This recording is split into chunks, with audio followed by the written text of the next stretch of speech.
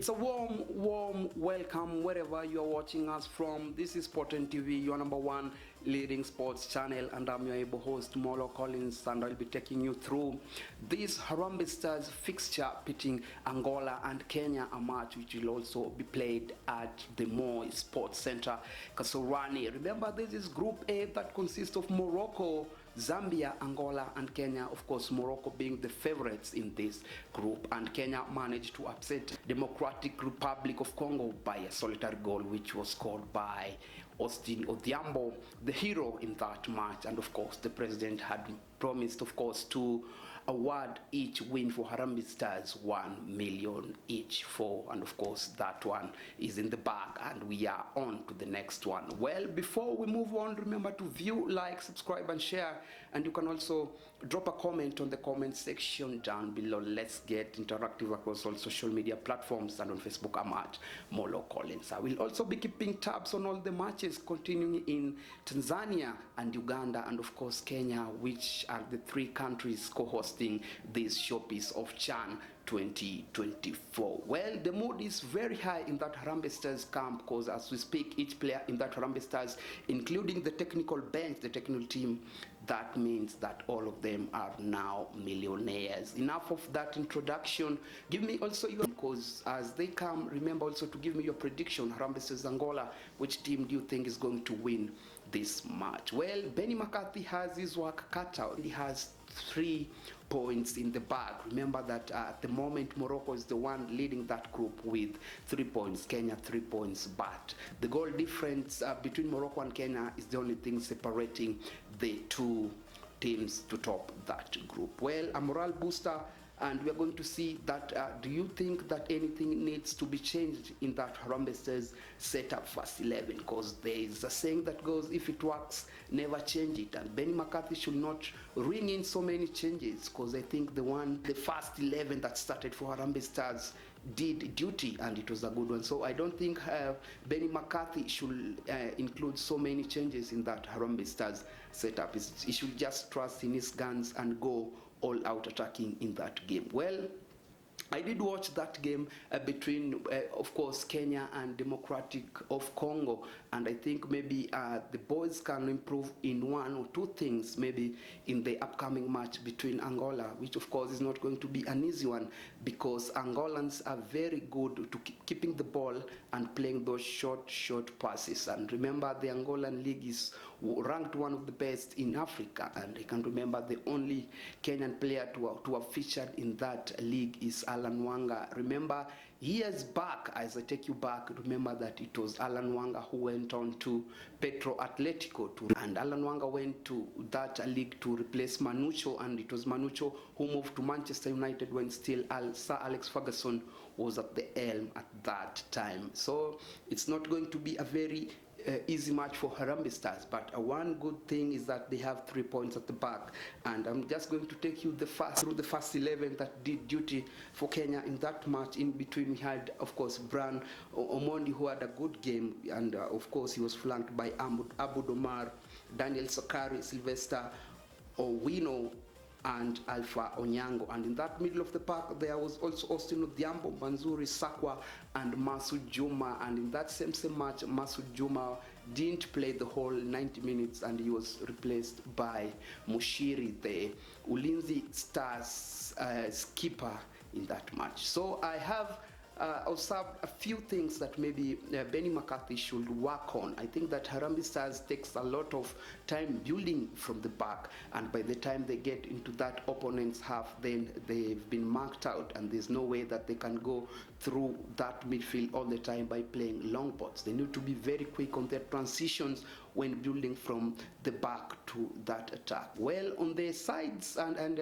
on the flanks, I think that, of course, Benny McCarthy can also do a few things. He can ring up some changes and maybe try to tweak the tactics a bit, and maybe try to be faster when the players are on the flanks, and maybe when there's time to release those crosses to the likes of Masud Juma, who was quite quiet in that game between Democratic Republic of Congo. But I think in that match, I think there's going to be a much improvement. Well, the 12th man, of course, will be behind Kenya for the second time, and I think this played a very pivotal role for Harambee Stars defeating the Democratic Republic of Congo, which I've said before that they are the two-time champion of this edition, and of course it's not going to be a very easy one. Morocco, being one of the highest team also in Africa, are also in this group, and Angola is ranked in that 20th position. Zambia is in that 18th position, and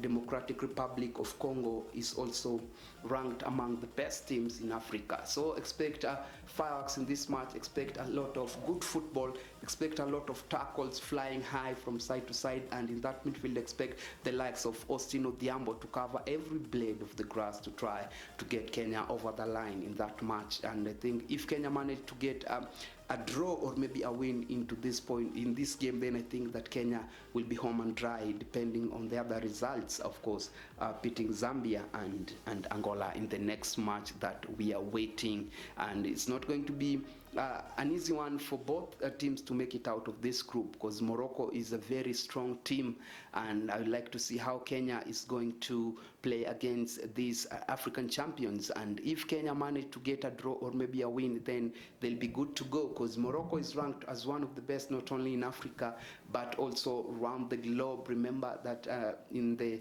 previous World Cup they managed to upset the likes of Portugal in that World Cup, and it was not a very easy mean feat for any team to achieve. So far, Benny McCarthy has gained so many applauds across Kenya and Africa for doing a very good job, being his first stint with the Harambee Stars team. So expect him also to go with the same tactics that maybe he deployed against the Republic of Congo, but these are different ball game altogether. As you saw, these Angolans physically they are so good, and somehow they managed to give the Moroccans a hard time, even though Morocco managed to come out victors in that game. So expect good brand of football heading forward as teams are jostling to get that group to head, of course, to the latter stages of this competition, to the knockout stages.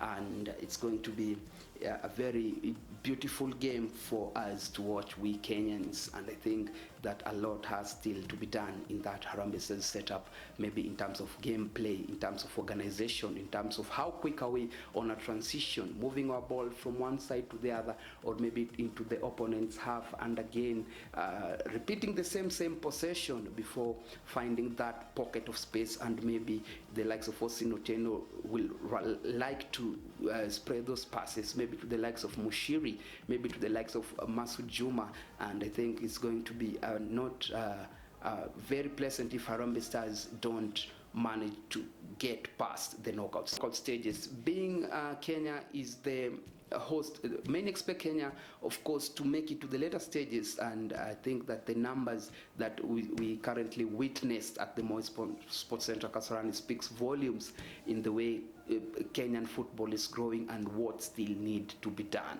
Well, let's expect a beautiful game between Kenya and Angola, and you can also share your prediction, and I'm going to sample some of your views and thoughts on our next show.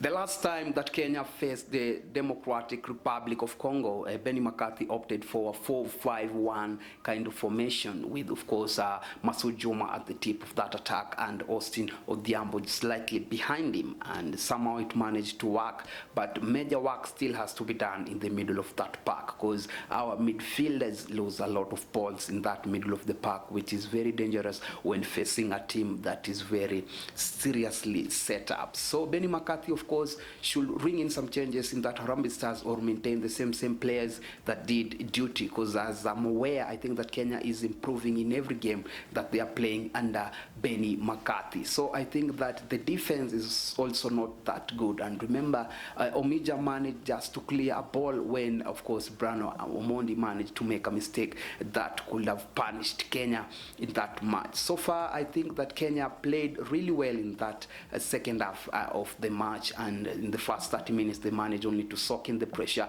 and try to hit on those counter attacks when they face the Democratic Republic of Congo. But again, going back to Angola, this is a very different ball game. But I think that Benny McCarthy has sat down his boys. He has watched a few clips of the Angolans, how they play, the formation that they use, the danger mans that Angola may be posing some threats maybe in that Harambee Stars defense. And I think that if they are to be contained well, I think that Kenya is going to get something out of this match. But a very different ball game at the same time, because Angolans play very different brand of football compared to the Congolese. So expect very few things tactically to be changed in that Harambee Stars setup. One tweak or another in that Harambee Stars setup, I think, will be of good to Harambee Stars proceeding into the latter stages of this competition. And I think this is a match that if Kenya play well, maybe they can get something out of this, because Kenya has been playing, of course, the Angolans for some years, and the results have not been that bad for Harambee Stars. So I think that the motivation now that is behind that camp, the morale is so high after defeating the Democratic Republic of Congo. So I think that if Benny McCarthy and his charges start the game very brightly, maybe they can also cause an upset in this match against the Angolans. Nuebo, Smaller Collins, let's do this again next time when we do meet. As for me and the rest of my crew, it's bye-bye for now. Keep on watching Sport and TV, your #1 leading sports channel.